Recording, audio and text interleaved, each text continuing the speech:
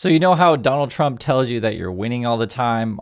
I'll just say this, it doesn't feel that way as now we're getting booed at the Olympics. This is from the Wall Street Journal. Team USA, Vance, booed in frosty reception at Italy's Winter Olympics. And this is at the opening ceremony. You usually don't hear boos for this kind of stuff, but that's what's going on. That's the world we live in. This is someone from the inside on the ground. The text, it says, big boos for JD Vance in Milan from a friend inside the stadium at the opening ceremony. Holy F.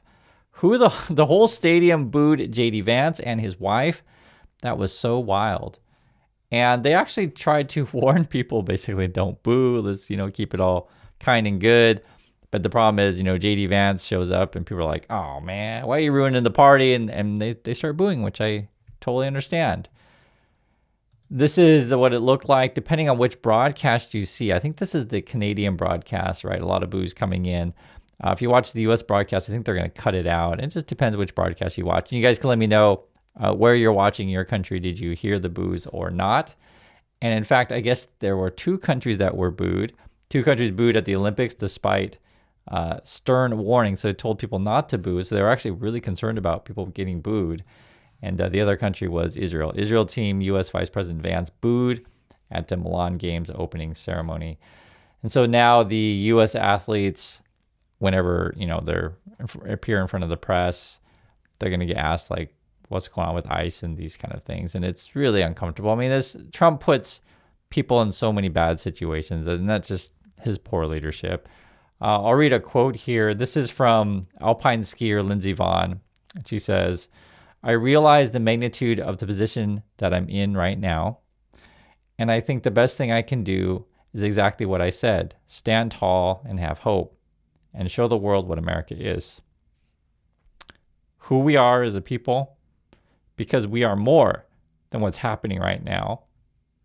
I always do my best to make our country proud, and I hope I can do that in these games. And I guess she grew up in Minnesota. And other athletes were expressing the same kind of concern. Just, how do we treat people?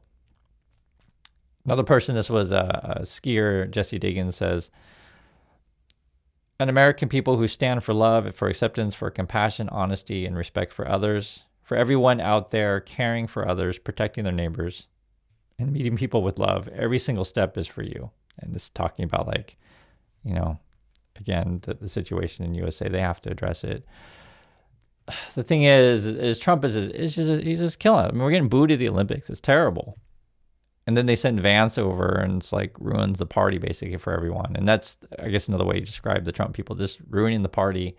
This is from the Financial Times today. And we kind of knew this stuff was happening, but now we're getting some numbers, and you'll see it directly. I'll show you what I mean. Donald Trump's policies dent international travel to U.S. and blow to tourism sector.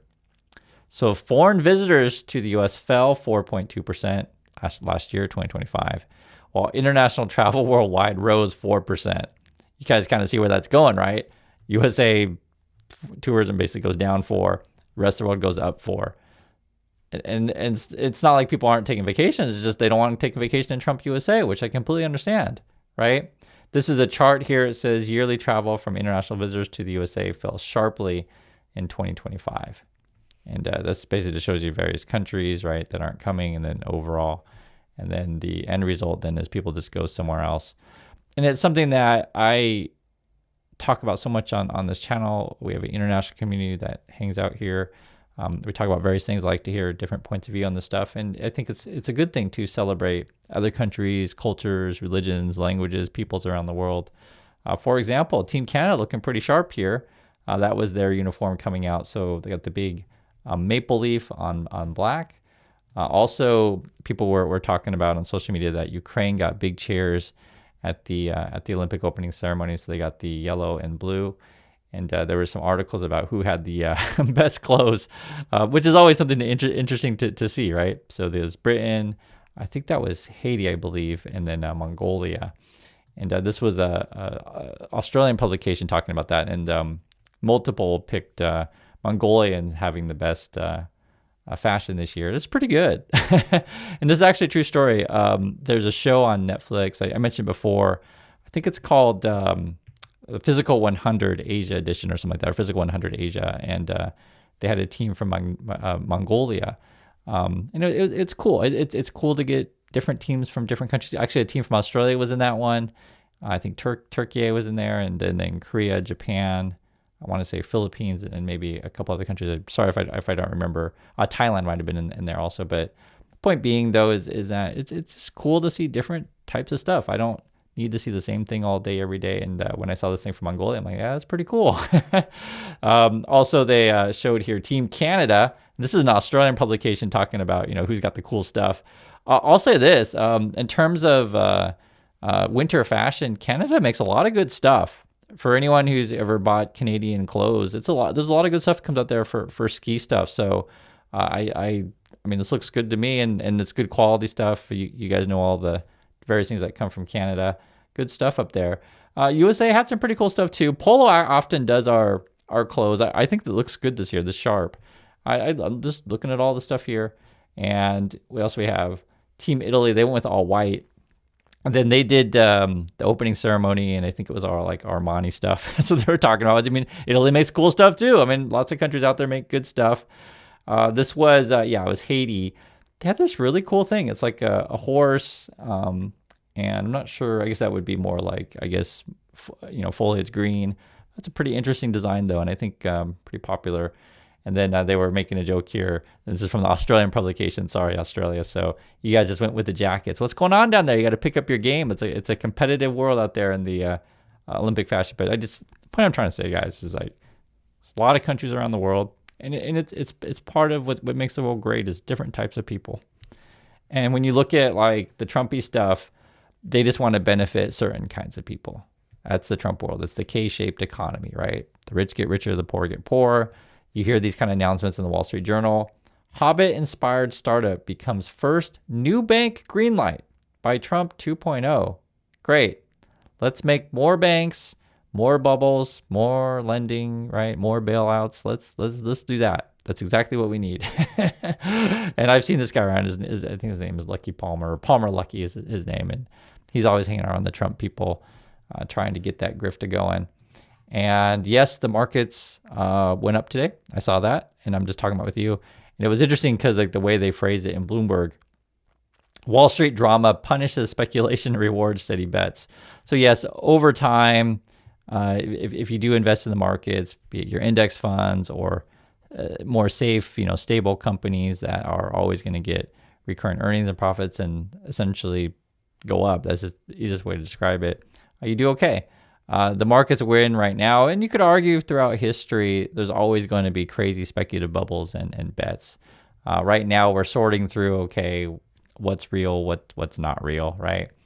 U.S. tech stocks rally after 3 days of heavy selling, and we'll see. So, 3 days down, 1 day up. If it continues like that, I mean, it's I'll just say it's not over, in my opinion, because there's a lot of still speculative stuff out there.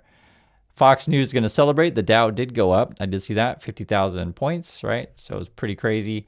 Trump then tweeted out, the Dow Jones Industrial Average just hit 50,000 for the first time in history. Congratulations, America.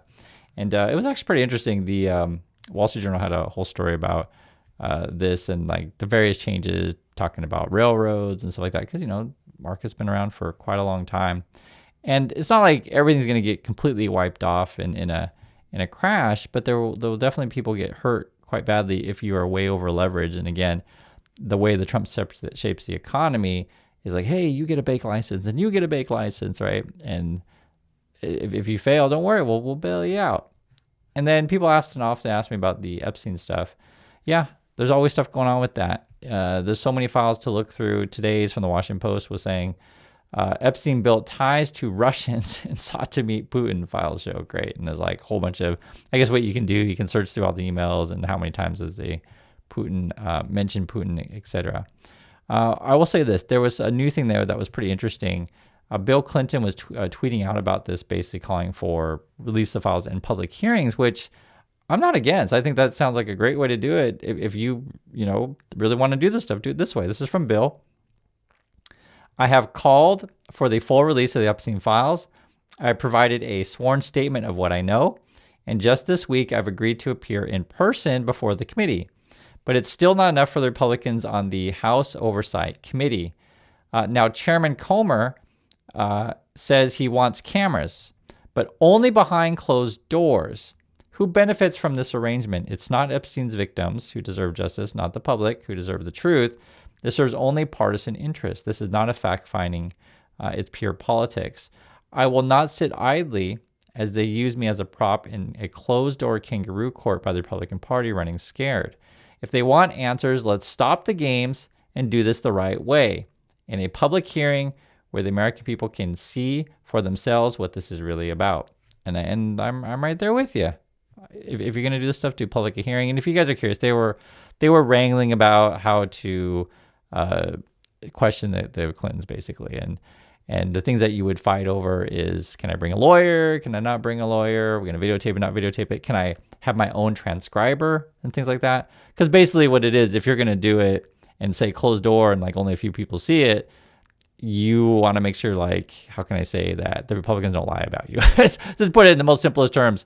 And so that's why, like, if you do it public, then we can all see how this thing goes down, which I think is a perfectly fine way to do it. And all this stuff should be public if indeed, you do want to help people. So I'm with Clinton on this one.